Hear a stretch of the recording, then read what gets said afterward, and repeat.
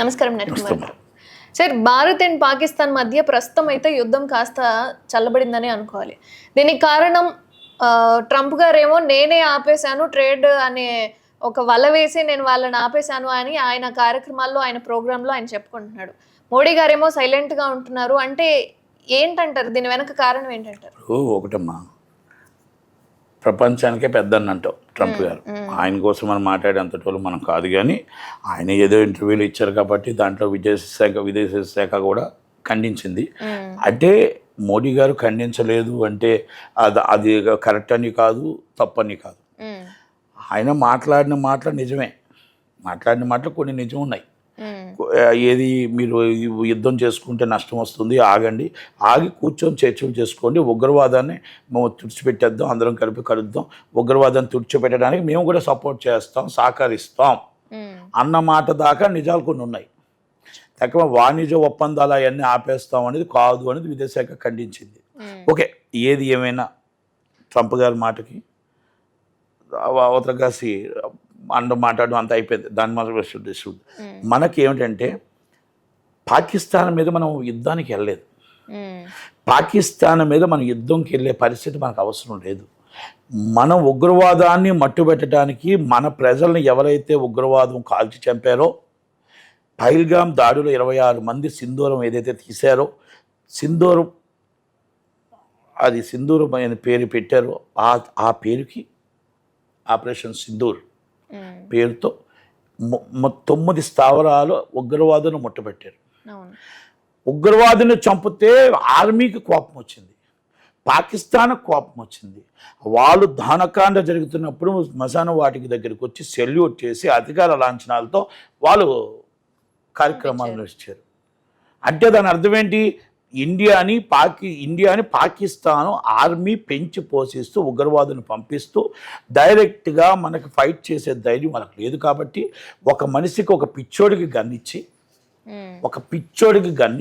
కాల్చేయని అడుగుతున్నారు. మనోళ్ళు rules and regulations ప్రకారం మనోళ్ళు చాలా ఓపికగా ప్రపంచ దేశాలు భద్రతా వ్యవహారాలకు సంబంధించి అన్ని వ్యవహారాల్లో ఉగ్రవాదు స్థావరాలు మట్టుబడి చేసిన తర్వాత మన మీద ప్రజల మీద 13 మంది ఎప్పుడైతే చనిపోయి 5 జవాన్లు ఎప్పుడైతే కూలిపోయామో అప్పుడు మన వాళ్ళు 9 ఒకసారి మిసైల్స్ 9 స్థావరాల్లో మళ్ళీ మనం ఎయిర్ బేస్ కానీ కొన్ని స్థావరాల్లో మనం ఐఎన్స్ విక్రాంత్ అవ్వచ్చు, సోయిన్స్ సైన్స్ అవ్వచ్చు, మనం ఫైట్ చేయడం జరిగింది.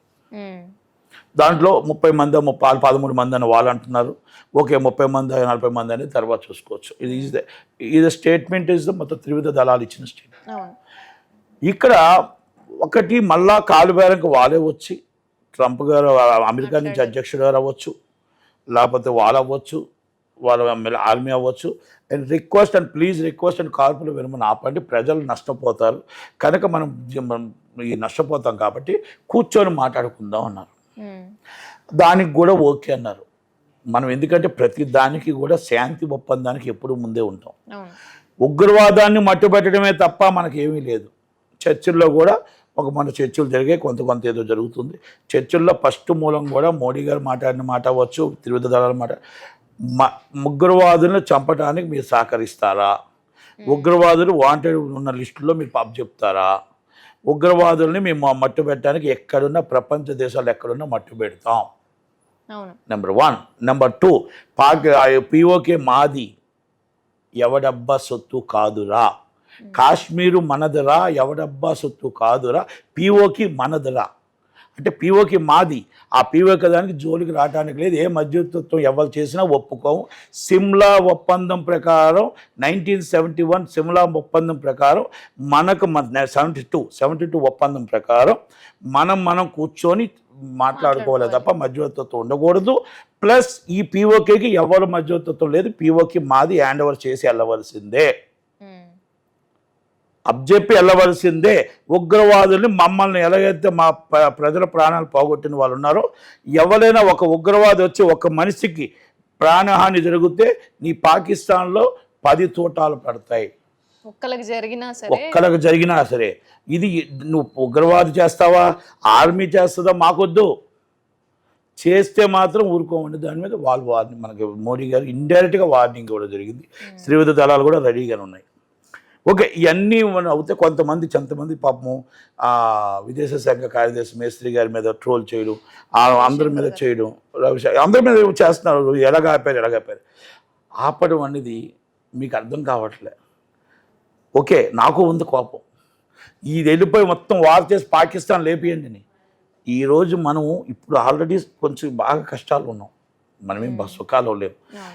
ఈరోజు రేట్లు అక్కడ వార్ జరుగుతుంటే రేటు పెరుగుతుంటుంది, వార్ జరుగుతుంటే కష్టాలు వస్తుంటాయి, వార్ జరుగుతుంటే ప్రతిదీ మీద భారం పడుతూ ఉంటుంది. ఆ భారం మనం ఆలోచించుకొని నిర్ణయం తీసుకోవాలి. 350 రూపాయలు పాకిస్తాన్లో కిలో బియ్యం ఉంది, మనకు 60-80 రూపాయలు కిలో బియ్యం ఉంది. అంటే మనం 350 రూపాయలు అవ్వాలని కోరుకుంటామా? లేదు. కనుక మనం ప్రజలు బతకాలి, ప్రజలు బాగుండాలి, అటు ఇటు ప్రాణ నష్టం కలగకుండా మనం తెలివిగా జరగాలి. ఓకే, సిమ్లా ఒప్పందం ప్రకారం వాళ్ళు ప్రతిసారి తప్పే చేస్తారు.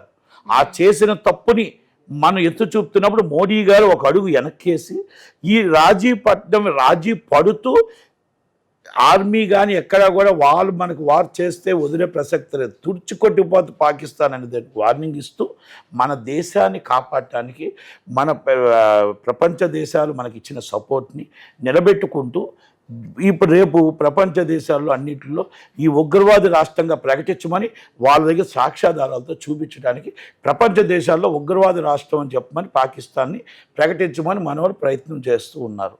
అంటే ఒకటి ఇవన్నీ చేసుకుంటూ ప్రజలను కాపాడుతున్నారు. It's the great.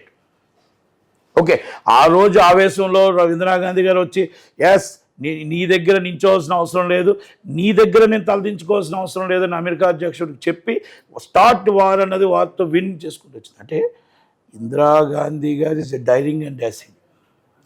ఏ మాటకు ఆ మాట ఇందిరాగాంధీ గారు ఈజ్ ఎ